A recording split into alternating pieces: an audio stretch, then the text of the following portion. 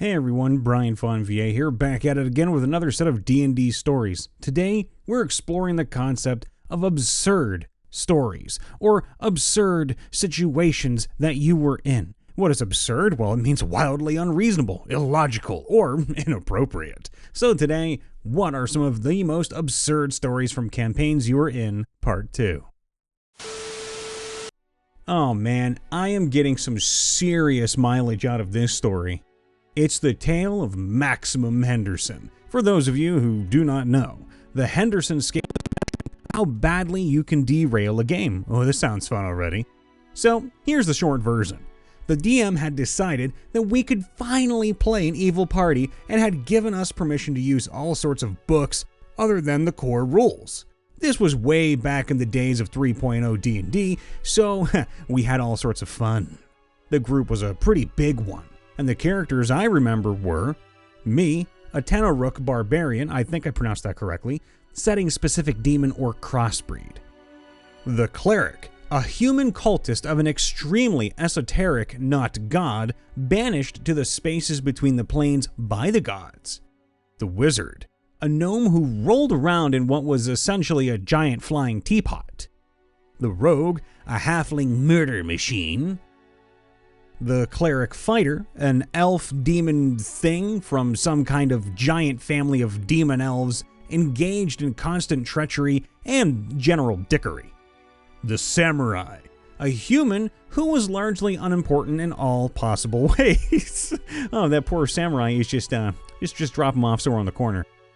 I don't really remember how the game started, but whatever the plot was going to be, it quickly got dropped when the characters swore sacred oaths to each other that we would work together, conquer the world, and split it between us to rule with our diverse array of iron fists.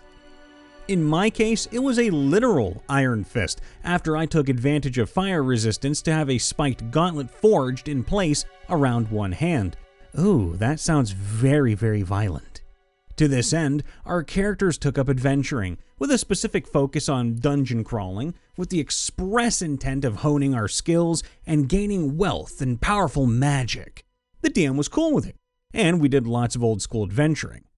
It first started going off the rails when my character started taking advantage of the random encounter table to directly gain power. Anytime we encountered orcs, I would, in Orcish, demand to know who the leader was.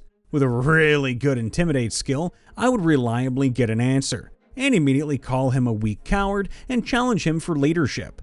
This would end with a dead orc leader and a group of orcs who accepted me as their boss. In short, I was role-playing leadership, and using role-playing as a way to get around the limits of it. We began amassing some real money and power, and eventually we embarked on step 1 of the plan for world conquest. The DM really didn't think we could do it, but he refused to just say no, which was probably a mistake, since step 1 was to break out the Stronghold Builder's Guidebook and build a burrowing fortress. Step 2 was sacking Baldur's Gate and putting it to the torch. Oh my god, how devious. The invasion was perfect, a fortress erupting from the ground and setting loose an orcish horde into the heart of the city bought us the chaos and calamity needed for our party to find and destroy pre-scouted targets. Ooh, local adventurers, organizational centers, and anyone capable of rallying defenders met with a half-dozen hardened PCs.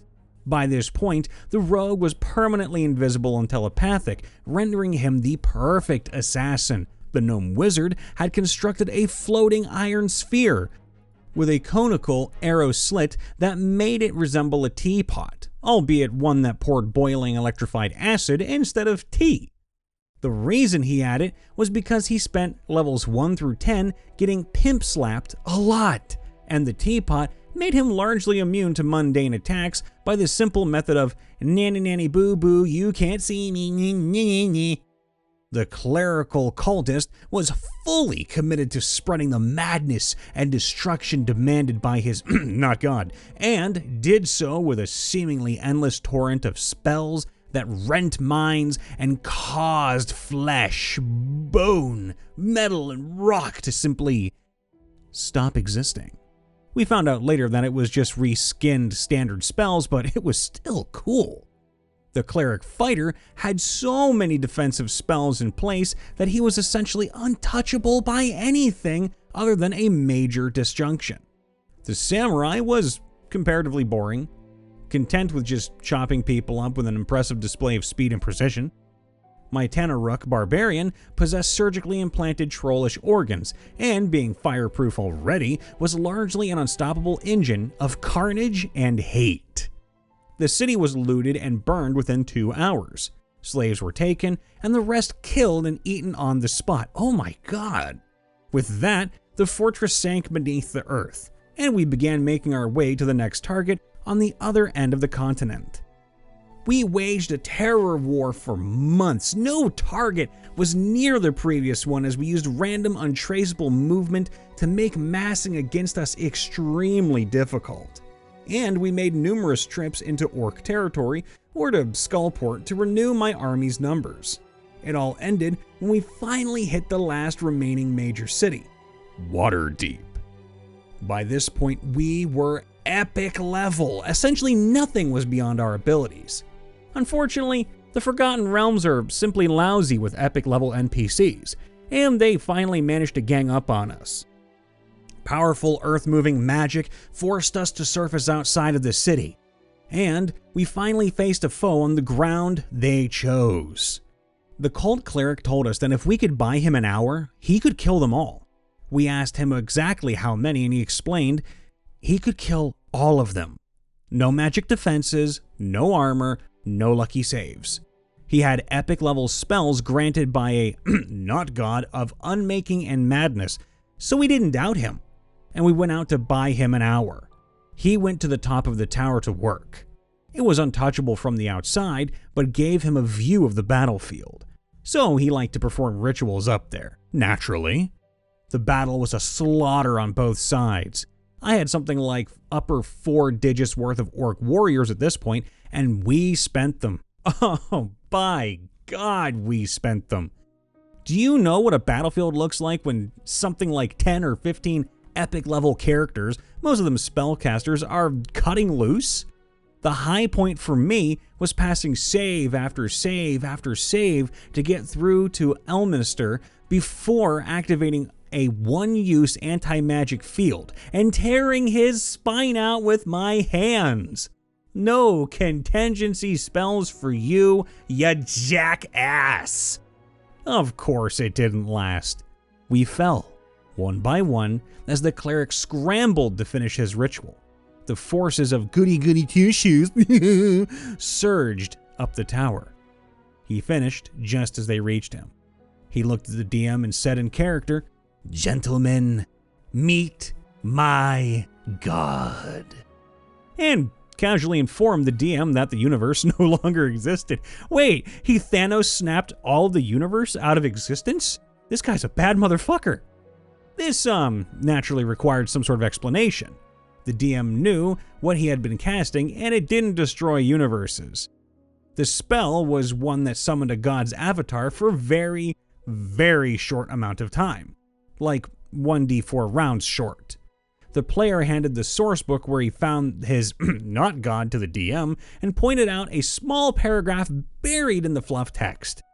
So great was the not god's unnatural and blasphemous being that if it ever escaped the prison built for it outside of reality by the gods, the universe would cease to be, replaced instead by the perfection of eternal and endless nothing. We kinda sat in silence for a moment at that, while the player looked a little smug that a plan spanning 25 levels had finally been achieved, before vigorously high-fiving him while the DM continued looking stunned. TLDR. Epic Evil Party rips through the most popular and Mary Sue-filled settings like Danes through 9th century England, and the universe is instantly snuffed out with a snappy line. I'm very fucking impressed. I'm a DM, and my favorite stories are from a game I am currently running. The entire adventuring party are dragonborn of different colors and classes who are all from the same clan. Except for one tiefling we have who is adopted. Well, the best part of this is that one of the Dragonborn is a red Dragonborn barbarian who, years ago, pissed off a wizard who cast a permanent reduced spell on him. So he's now only 2 feet 6 inches tall. And another is a blue Dragonborn wizard with the catapult spell. And just for the hell of it, I decided that the wizard could use the barbarian instead of ammo. So, long story short, every battle starts with the wizard, and I quote, yeeting the small fucker at the most important looking guy in a group of enemies. Why is that so funny? Almost every time it takes the barbarian almost the entire battle to get back to the party because his legs are so short. Or if they're looking for a hidden door, they'll just repeatedly throw the barbarian at the wall until he breaks through the door. Needless to say, there are a lot of fun times in that campaign. Oh, and did I mention they have started a cult that worships the god of the giant flying boneless weasels? Long story short. Don't make it short, want a long story. Tell us all about it. The time our kobold barbarian neutered our half-elf paladin through forgetfulness and natural ones. They are now and forever will be known as Zorin, the Nutcracker, and Norrell, the Nutless. Okay, I really need to know context. It was like my second campaign. We were near a mountain, and for whatever reason, everyone got in their dumb little brains to climb the mountain. Spent our whole time doing so, and there was nothing on the stupid mountain. It wasn't even tied to the story. The best part of it all is that 2 people fell off the stupid fucking mountain. Mount Pointless. We had been having an airship battle between the party I was in and our crew and a crew of pirates. One pirate was drunk for the battle, and someone had the idea to kidnap him and have him join our party. And we had decided that we'd use any means necessary. Somehow the drunk pirate had stumbled off the boat. I had rolled to take my dagger and pin his shirt against the ship hull as he was mid-fall. I rolled a nat 20. And so he became an NPC in our party. Fairly new DM. Haven't played more than 3 weeks, but my party found a dead guy.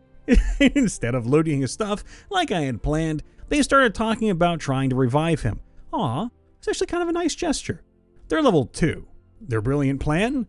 They made the fighter French kiss the dead dude for several minutes. What?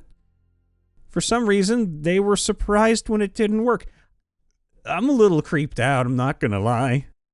Hey everybody, Brian Von Vier here, checking in after the vid. Are y'all staying hydrated, happy, and healthy? Fingers crossed that you are. Make sure to leave a like, to subscribe, and ring that bell so you can get notified whenever we post or in case we go live. If you want to catch us super live though, do so on our Twitch, and be sure to check us out on TikTok for 30 to 60 second videos.